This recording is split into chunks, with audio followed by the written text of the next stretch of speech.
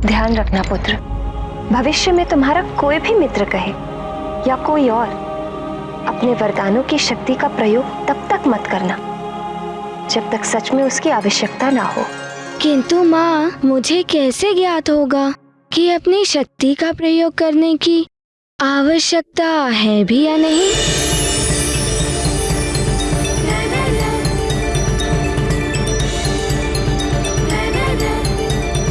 आओ, मैं बताती हूँ।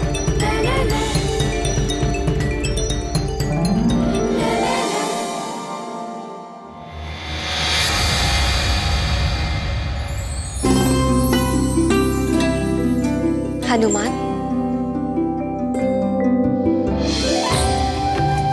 ये शाक देख रहे हो पुत्र? इसे चाकू से ही काटा जाना चाहिए, ना कि तलवार से। अर्थात शाक की आवश्यकता चाकू से पूरी होती है, ना कि तलवार से।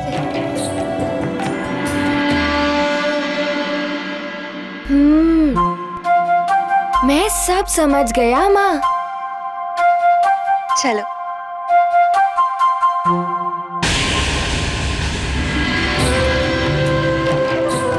ये चूल्हा देख रहे हो पुत्र? इसमें उतनी ही आंच रखी जाती है जितने में भोजन पक जाए। अधिक लकड़ी जलाई जाने से भोजन जल भी सकता है, और यदि कम लकड़ी जलाई गई तो भोजन पकेगा ही नहीं।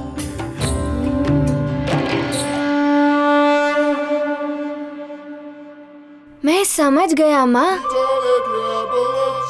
भिन्न भिन्न परिस्थिति में भिन्न भिन्न प्रकार की आवश्यकता होती है।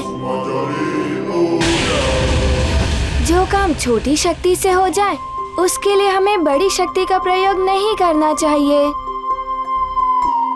हाँ पुत्र, जो काम तुम सहजता से कर सकते हो उसके लिए वरदान की शक्तियों का प्रयोग करना अनुचित है। यदि किसी के प्राण संकट में हो, या कोई दुर्घटना घटने वाली हो, या प्रजाजन संकट में पड़ गए हो, तब तुम अपनी वरदान की शक्ति का प्रयोग करो, और वो भी उसके परिणाम के विषय में सोच विचार करके पूर्ण समझदारी के साथ।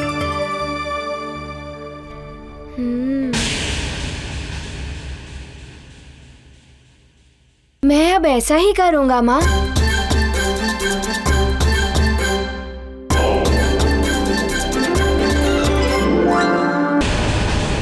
लंकेश, अब ये कवच सिद्ध हो गया है।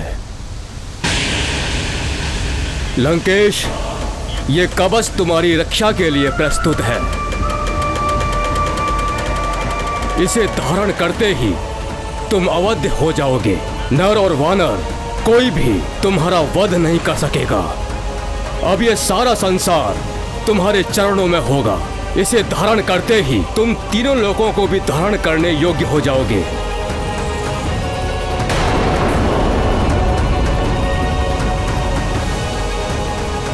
धारण करो इसे लंकेश।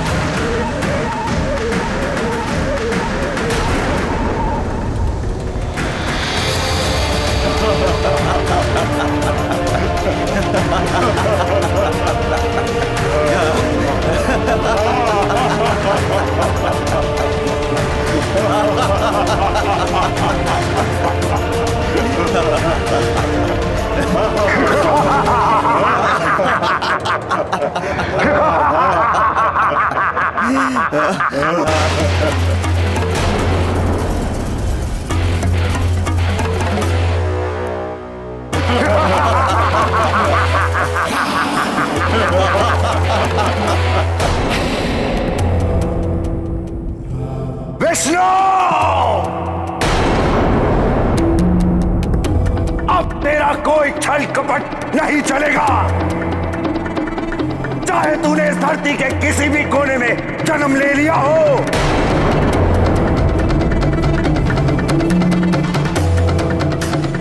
चाहे तुम सारे देवता मिलकर उस तुच्छ वानर बालक को जितनी चाहे शक्तियां दे दो, अब मेरा कोई आयत नहीं कर सकता। मैं अजय हूं, अपराजय हूं, अवध्या हूं मैं। मुझे कोई परास्त नहीं कर सकता। सुना तूने विष्णु?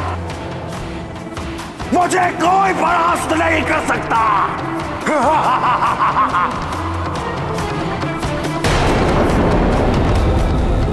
अब मैं निकलूंगा अपने रक्षा कवच के साथ परिभ्रमण करने के लिए। दशानन रावण की जय, दशानन रावण की जय, लंकेश रावण की जय।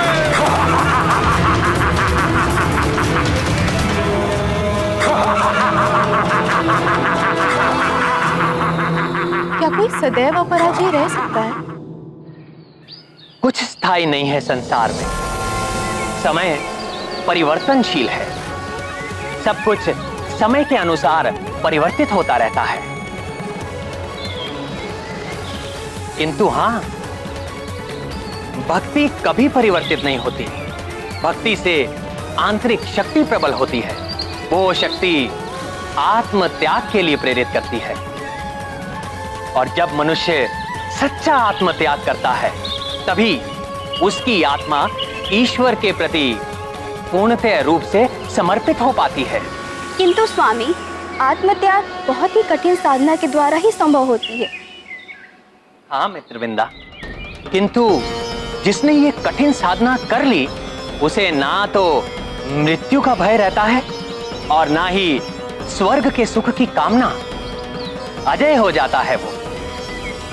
उसकी देह तो पराजित हो सकती है, किंतु आत्मा नहीं। इसीलिए रावण या अन्य मनुष्यों की भांति भय, वासना और लालच के नाम पर बाहरी सुरक्षा कवच ढूंढने के स्थान पर आंतरिक सुरक्षा कवच की सिद्धि करनी चाहिए, जो आत्मा को सुरक्षित करती है। और उसकी सिद्धि तभी होती है जब आत्मा भक्ति भाव के साथ परमात्मा के प्रति पूर्ण रूप से समर्पित हो जाती है। अरे वाह, इतने सुंदर उपहार, नए नए अंग वस्त्र, नए आभूषण।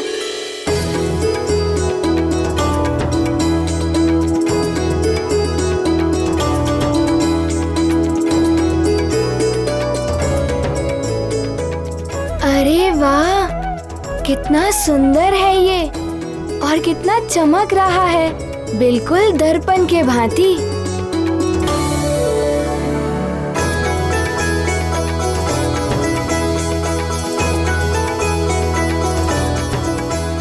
माँ, ये कितना सुंदर है। मुझे बहुत अच्छा लगा। माँ, मैं इसे अभी पहन लूं? अभी नहीं पुत्र, समय है अभी। पहले तुम्हारा राज तिलक होगा, तुम युवराज बनोगे तब। नानी, युवराज तो मैं अभी भी हूँ ही ना। सब मुझे युवराज कहते हैं। युवराज बनने के लिए उत्सव का आयोजन क्यों?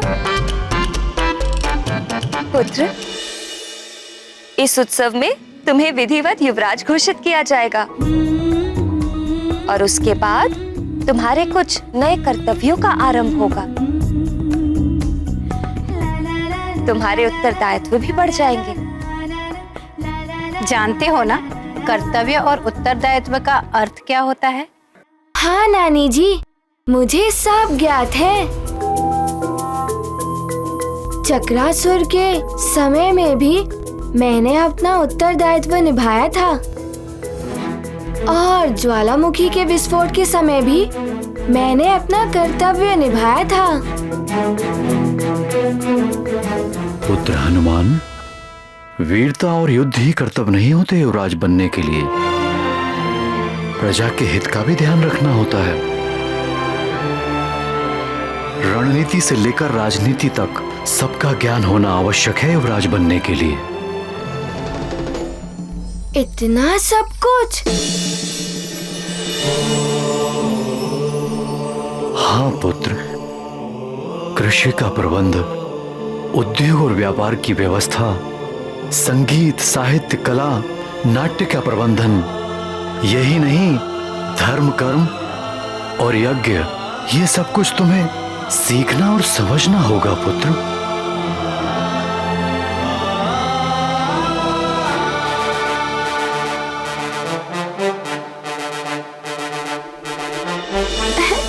इतना सब कुछ? हाँ पुत्र, अपने आचरण और कर्मों से तुम्हें प्रजा के लिए आदर्श बनना होगा। प्रजा का संरक्षण और जन कल्याण तुम्हारा प्रथम कर्तव्य और परम लक्ष्य होना चाहिए।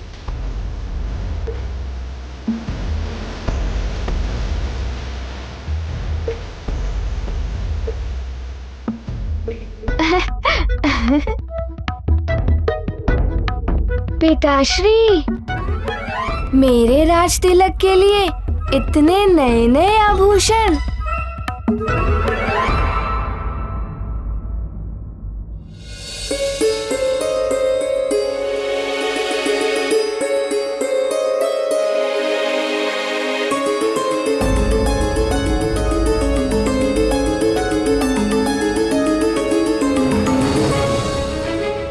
अंजना, इतनी उदास क्यों हो? संस्कार, समझ और अनुभव कोई औषधि नहीं है जो घोलकर पिला दी और बालक को ज्ञान प्राप्त हो गया। हमें निरंतर प्रयास करना होगा और देखना हमारा हनुमान शीघ्र ही सब कुछ सीख जाएगा।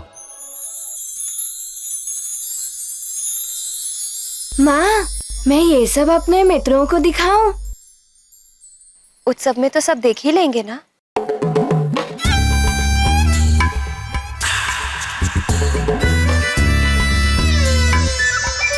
पुत्र,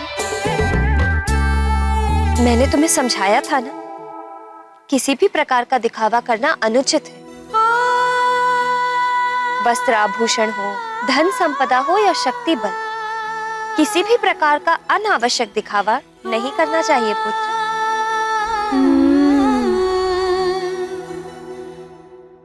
मैं सब समझ गया माँ। और मुझे ये भी स्मरण है कि अपनी वरदानी शक्ति का प्रयोग तभी करना चाहिए जब सच में उनकी आवश्यकता हो।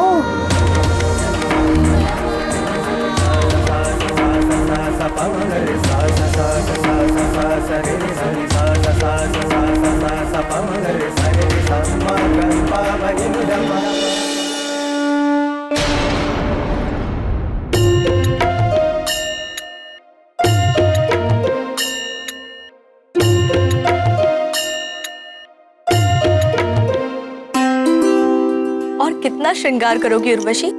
होना तो वही है जो नित्य होता है। हम नृत्य करेंगे, देवराज इंद्र कुछ प्रशंसा के बोल बोलेंगे, बस।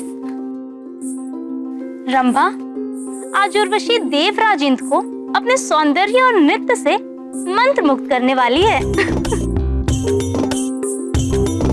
देवियों, देवराज इंद्र ने सूचना भिजवाई है कि आज दरबार में होने वाला नृत्य स्थगित किया जाता है।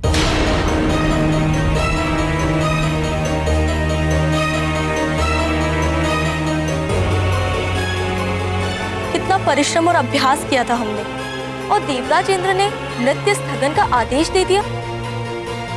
ऐसा क्यों किया देवराज इंद्र ने? मुझे तो इसकी आशंका पहले से ही थी। रावण के कारण ही देवराज खिन्न भी है। वो तो सेना तक लेकर निकल पड़े थे युद्ध करने को। हमें देवराज से भेंट करनी चाहिए। नहीं चित्रा, इस समय उनसे नृत्य आदि की बात करना अनुचित होगा। स्वर्ग की महारानी शची पधार रही हैं।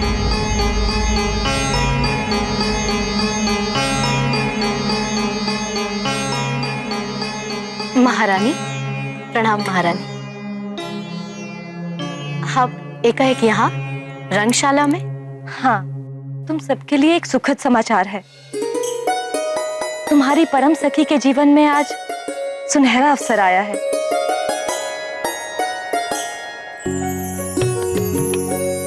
आप किस सखी की बात कर रही हैं महारानी? पुंजिक स्थला की उर्वशी, जो अब धरती लोक में हनुमान की माता अंजना है। आज अंजना के पुत्र हनुमान को अल्पायु में ही युवराज के पद पर सुशोभित किया जा रहा है। अच्छा, आज तो सचमुच ही पुंजिक स्थला अर्थात अंजना के जीवन का सबसे सुखद दिन है। हाँ उर्वशी, बड़ा ही चमत्कारी और दिव्य बालक है वो। और अंजना भी संसार की श्रेष्ठ माताओं की गणना में आ चुकी है। चलो अच्छा ही है, पृथ्वी पर जाकर ही सही कुछ तो श्रेष्ठता मिली उसे, अन्यथा स्वर्ग में तो वो एक साधारण अप्सरा थी। क्यों उर्वशी, तुम्हें ईर्ष्या हो रही है? मुझे क्यों ईर्ष्या होगी महारानी? स्वर्ग के सुख पृथ्वी पर कहाँ? अच्छा सुनो, सुमेरु से स्वर्ग में भी निमंत्रण आया है, तो हमने सोचा वो तुम्हारी सखी है, तुम सब चली जाओ वहां, उससे मिल भी लोगी और हमारी ओर से उसे उपहार भी दे देना। यदि आप और देवराज चाहते हैं तो हम अवश्य जाएंगी वहां।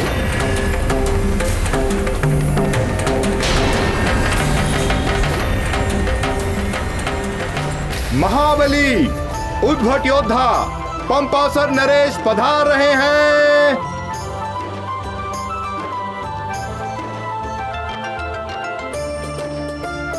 प्रणाम ऋषिवर। आयुष्मान भव। आपका स्वागत है। देवगुरु बृहस्पति पधार रहे हैं।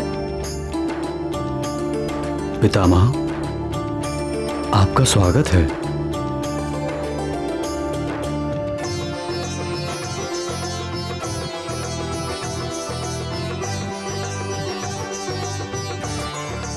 देवियों, आपका स्वागत है।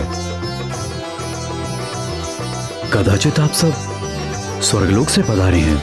हाँ महाराज केसरी, मैं उर्वशी, ये चित्रा और ये रंभा, देवराज इंद्र और देवी शची इंद्रानी की ओर से हम स्वर्ग लोक से आपके पुत्र हनुमान को आशीर्वाद देने आए हैं। आसन ग्रहण कीजिए।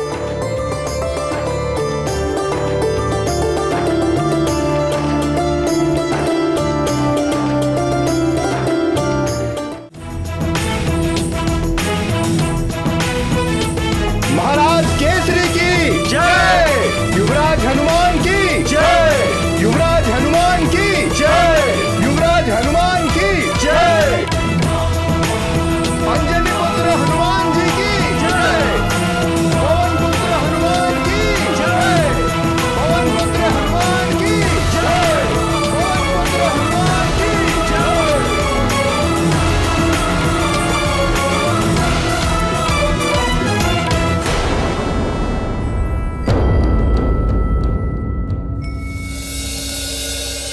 अंजना के भाग्य तो देखो, महारानी और राजमाता हो गई है यहाँ।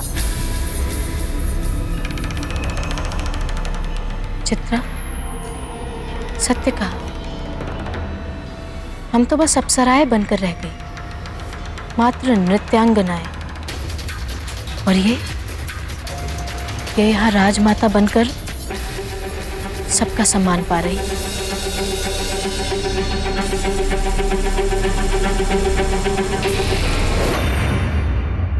अब हमें विधान आरंभ करना चाहिए।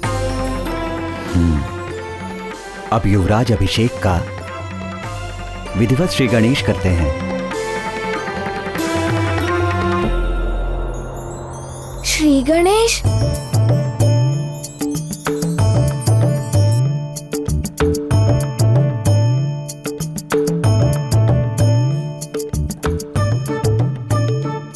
पुरोहित जी, ये श्री गणेश क्या होता है? ओम अपवित्र पवित्रो वा सर्वावस्थां गतोऽपि वा यस्मरेत् पुण्डरीकाक्षं स पाप्यान्तरः शुचिः ब्रह्मा मुरारी त्रिपुरान्तकारी भानु शशि भूमिसुतो बुधश्च गुरुश्च शुक्र शनि राहु केतव सर्वे ग्रहा शान्तिकरा भवेतु। सर्वमङ्गलमाङ्गल्ये शिवे सर्वार्थसाधिके शरण्ये त्र्यम्बके गौरी नारायणी नमोस्तुते। ॐ दुग्धं समर्पयामि, ॐ घृतं समर्पयामि, ॐ तिलं समर्पयामि, ॐ पुष्पं समर्पयामि।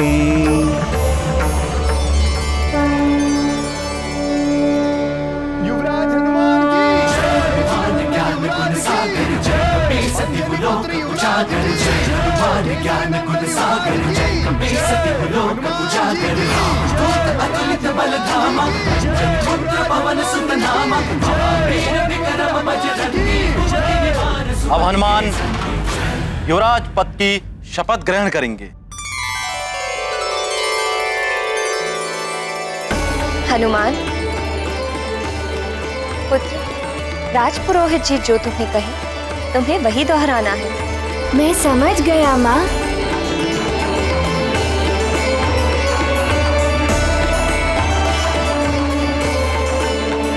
मैं सुमेरु महाराज केसरी और राजमाता अंजना पुत्र हनुमान युवराज पद की शपथ लेता हूँ। मैं सुमेरु महाराज केसरी और राजमाता अंजना पुत्र हनुमान युवराज पद की शपथ लेता हूँ। मैं प्रतिज्ञा लेता हूँ अपने पद की मर्यादा और गरिमा का ध्यान रखूंगा। मैं ये प्रतिज्ञा लेता हूँ कि अपने पद की मर्यादा और गरिमा का ध्यान रखूंगा।